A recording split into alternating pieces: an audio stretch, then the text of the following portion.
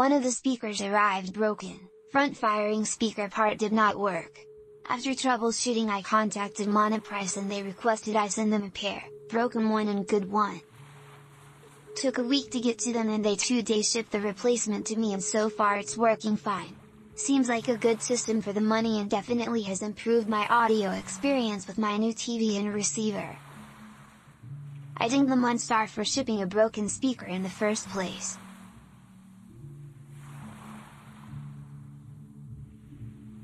A complete 5.1.4 speaker setup and sub for the typical price of a pair of Atmos-enabled speakers.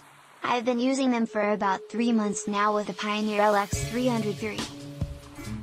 For an apartment or smaller room, these may already be too loud for you. I've watched a dozen Atmos movies and played several Atmos-enabled PC games.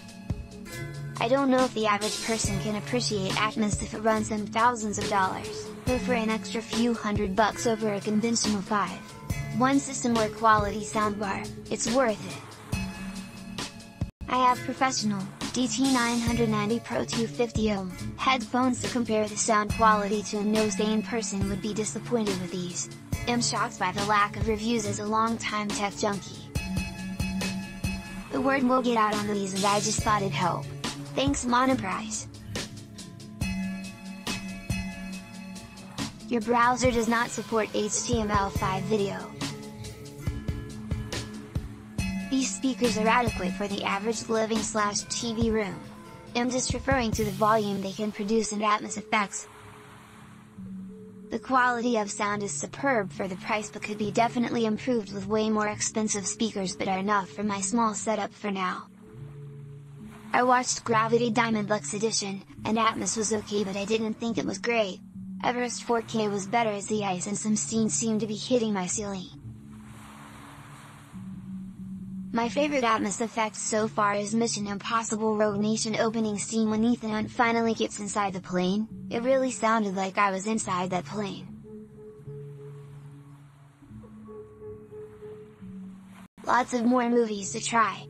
I will definitely recommend these set if you're trying to find out if Atmos is going to work in your home theater setup. You are going to be gladly surprised and might actually end up keeping them.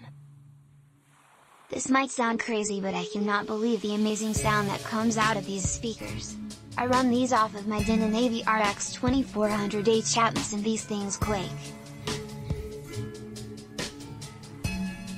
Amazing individual sound, great Atmos in the 200-watt sub-rivals some high-end products.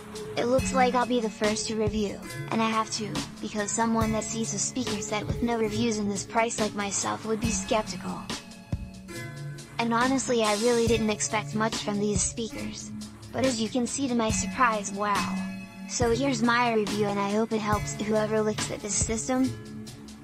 These Dolby Atmos speakers are outstanding value away this price point. I'm very happy with this purchase.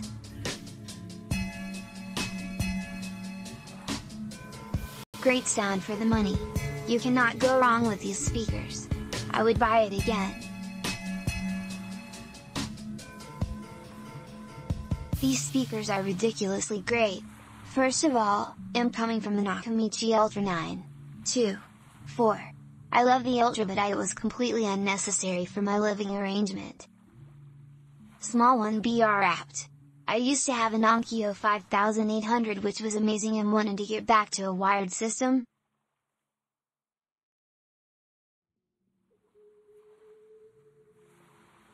Jumped now, I'm running these speakers through a Pioneer Elite LX303, however, I may be changing it to an Onkyo TX-NR 797 due to the lack of HDR10/Dolby Vision pass-through.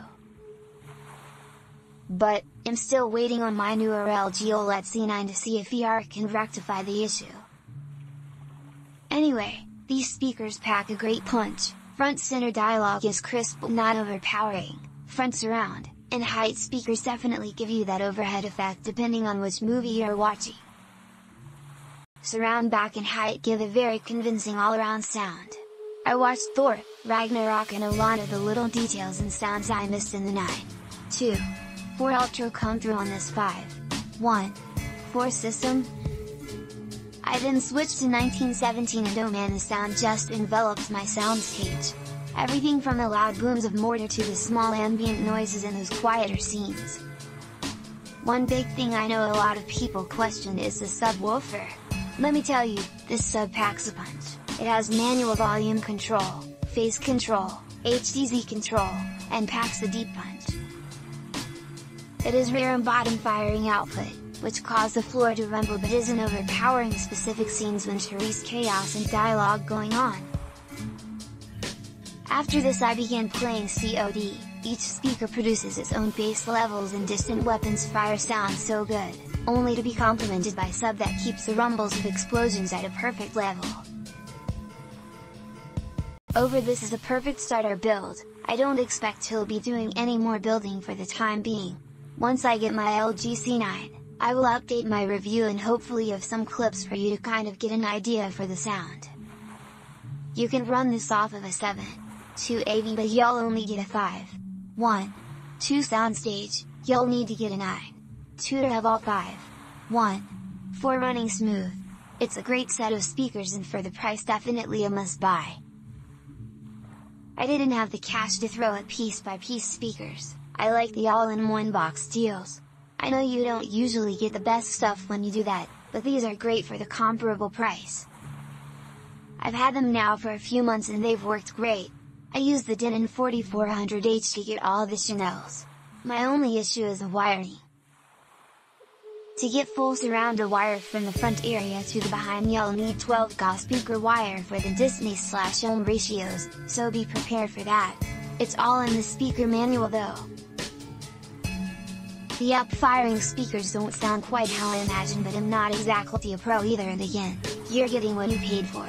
My Denon receiver calibrated everything so I'm getting the best I can get out of them and I can't complain. Click link in description for more reviews.